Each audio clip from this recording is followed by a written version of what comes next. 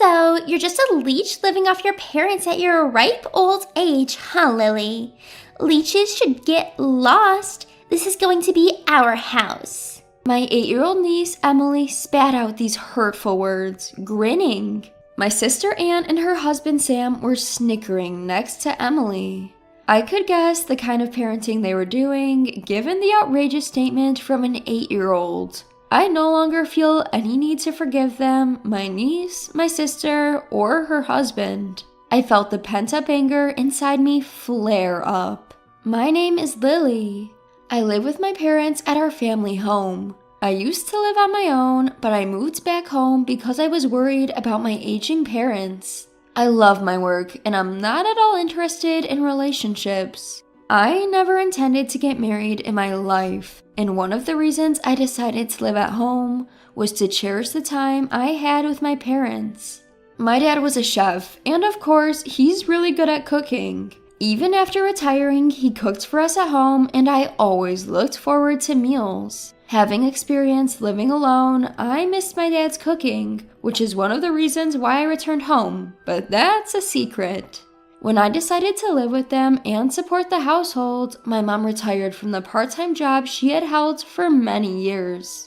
She was hesitant, but I suggested it might be the right time. Both my mom and dad had been doing a lot of standing at their jobs and had sometimes thrown out their backs. I convinced them to quit their jobs, telling them there was no need to push themselves since I was supporting the household.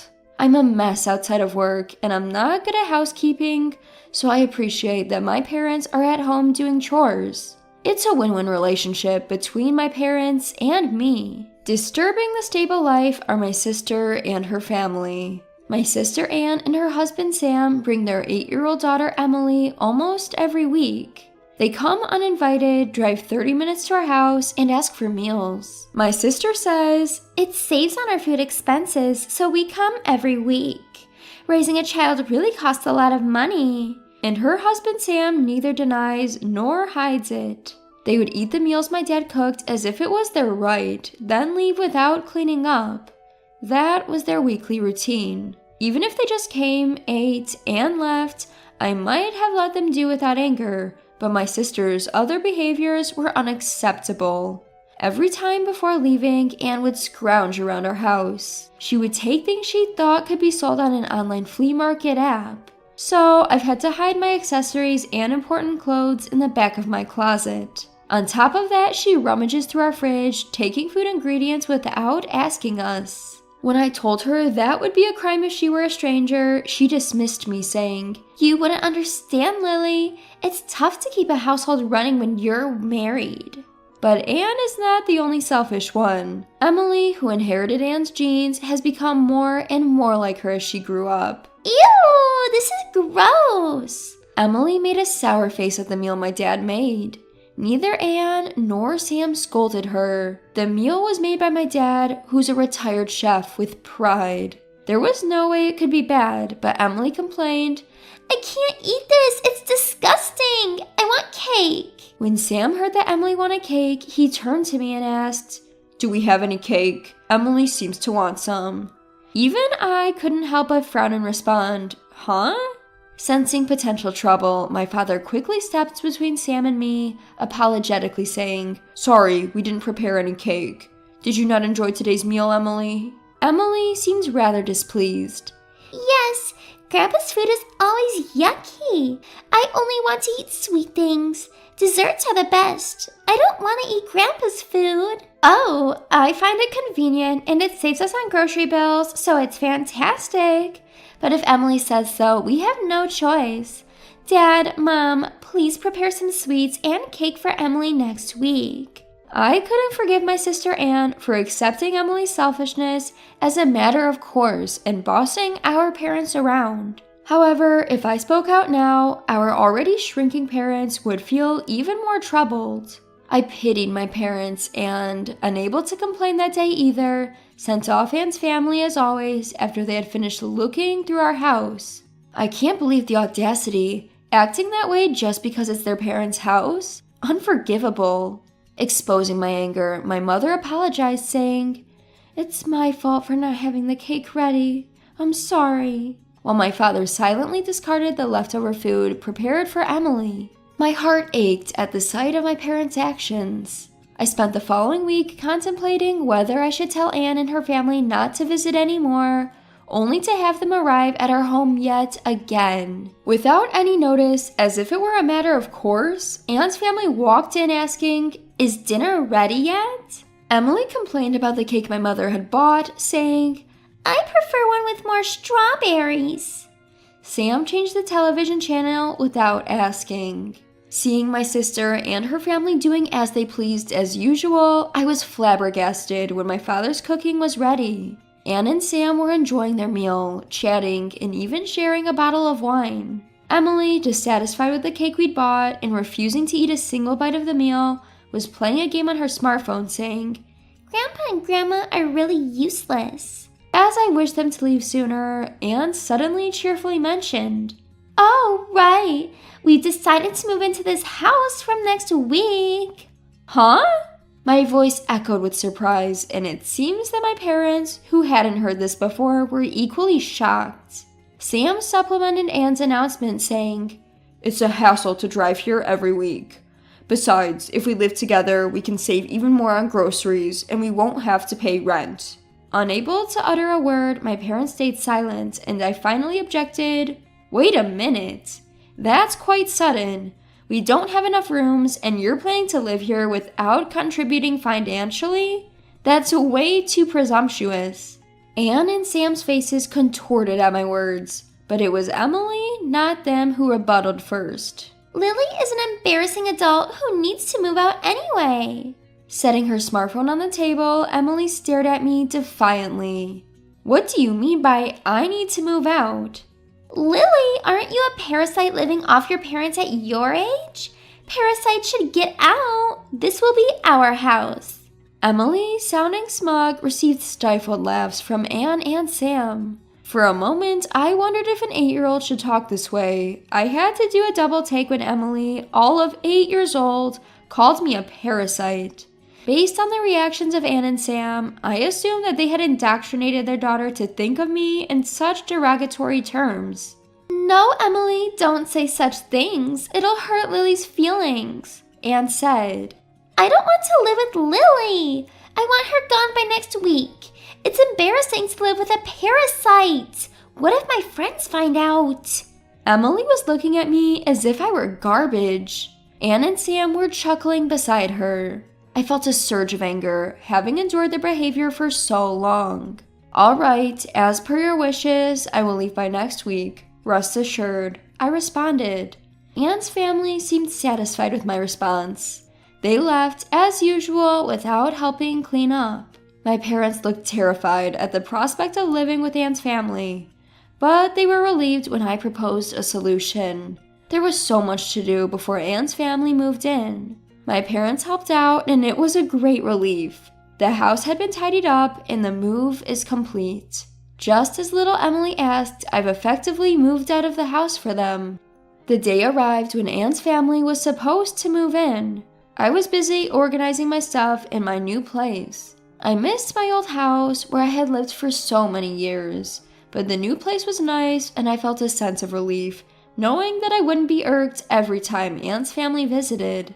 While I was engrossed in cleaning, Anne had apparently been trying to reach me on the phone. My phone rang again, showing numerous missed calls from Anne. I picked up. "Lily, why didn't you pick up earlier? There's a problem with our house." Anne cried. "Well, it's my house actually. I've already demolished it," I said, half chuckling. Anne screamed, "What have you done?" I could only imagine their shock when they arrived to find the house in the midst of demolition. You see, when I had moved back to support my parents, the house was transferred to my name. It was my call to demolish it. I figured it was better to knock it down than let Anne's family take it over. The house was old anyway, and my parents agreed with my decision. I wanted my parents to enjoy their retirement, so I took care of all their expenses. Emily's comment about me being a parasite was, therefore, greatly misguided. I explained all of this to Anne. "You and Emily have said a lot of wrong things about me. It's not good to educate your daughter like this. It'd be a pity if Emily turned out to be like you." I told Anne, my voice dripping with sarcasm. She seemed more shocked than anything else. She'd selfishly run her mouth and then came to me almost in tears asking, "What should we do? After all, we've already terminated our lease and moved out from our previous house. We're going to end up homeless. Emily is still only 8 years old." "Maybe it's good for Emily to experience hardship," I responded casually while continuing to clean. Anne started crying. "How could you be so heartless?" I thought that should be my line. Who was it that repeatedly insulted me through their own words and through their daughter? I asked her. "I'm sorry. I'll make Emily apologize too. Please, just for tonight, let us stay in your new place," Anne begged. "No can do. Both Dad and Mom are now scared to meet you. You always say negative things. Our new home is fully accessible and they both seem to like it. Please stop interfering with our happiness. I'm hanging up now. I'm busy." "Wait, please!" Anne was still yelling, but I mercilessly hung up the phone. Afterwards, Anne kept calling numerous times, but I ignored her. It seemed like she also tried to reach out to our parents, but they too ignored her calls. Eventually, the relentless call stopped. Presumably, Anne and her family managed to find a place to stay. When I wondered where they went, my mother explained the situation to Dad and me a few days later. Apparently, Anne had been sending messages to Mom via text only. It seems she's now staying with Sam's parents. Sam's mom, i.e. Anne's mother-in-law, is a very strict woman when it comes to rules and manners, and Anne disliked her.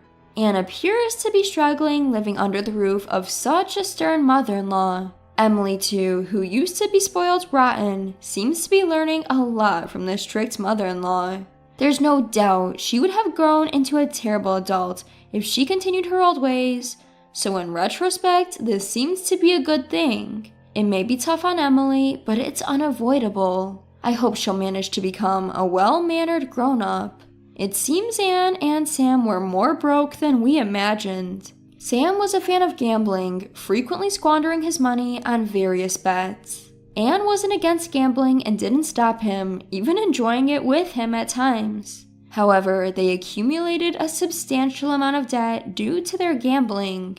In order to repay this debt, it seems that they wanted to live with our parents. I was dumbfounded by how audacious their reason was. Sam ended up returning to his parents' house, but reportedly disappeared after a few days. Whether he ran away of his own accord due to being chased by debt collectors, or was forcibly taken away to work, it was unclear. Regardless, since he left a note saying, "I'm leaving home, please don't search for me," the police treated it as a case of him simply leaving home. Anne, without any savings, is now apparently working multiple jobs from dawn to dusk. She's sending daily messages to Mom about her hardships, but it seems Mom has no intention of helping Anne. "We raised her that way, but I think this is a necessary trial for her," Mom said. For your information, our parents and Sam's parents are on good terms and frequently communicate. When Mom apologized to Sam's mom for the trouble caused by Anne and Emily, Sam's mom energetically responded, "Having these kids who are worth educating has added some spice to my life. I apologize for the trouble my son caused. As an apology, I'll make sure to educate my daughter-in-law and granddaughter well." Anyway, my parents and I are relieved to have cut ties with Anne and her family. We're relishing the fact that we can now spend our days without the constant dread and annoyance. Dad, who had lost some confidence in his cooking after Emily's criticism, is now joyfully showing off his culinary skills thanks to our new house with a spacious kitchen. I've always loved Dad's cooking, and every time I say, "delicious," he seems more motivated to cook. Mom, who used to get exhausted every time Anne's family visited and lost the energy to go outside, is now often going out since we moved. She joined a local club and resumed her old hobby of painting. My mom's forte is watercolor painting. She's always joyfully crafting her artwork under the gentle guidance of her teacher. Recently, she's been heading out to the park, sketchbook in hand, to draw various objects and scenes. We're eagerly looking forward to the upcoming exhibition by the art club my mom is a part of, and we plan to attend. My life continues as it always has. Busy but enjoyable as I continue doing the work I love. The constant nagging from my sister and her family has finally ceased, reducing my stress levels significantly. It wasn't until I felt this relief that I realized just how much stress they had been causing me. It's refreshing to remember just how bright and cheerful I can be. My parents are aging, but they are enjoying their lives now, which makes me happy. Even if they eventually need care, our home is equipped with accessibility features, making caregiving easier. Lily, thanks to you, we are so happy. We truly appreciate it, my mother-in-law often says. My father echoes her sentiments with a warm smile. Indeed. Thank you. In part, my devotion to my parents was born from a desire not to have regrets when the inevitable separation comes. However, seeing them so pleased is the greatest reward. I want to continue living this slow-paced, warm life, and will do what I can to ensure our daily lives remain this way.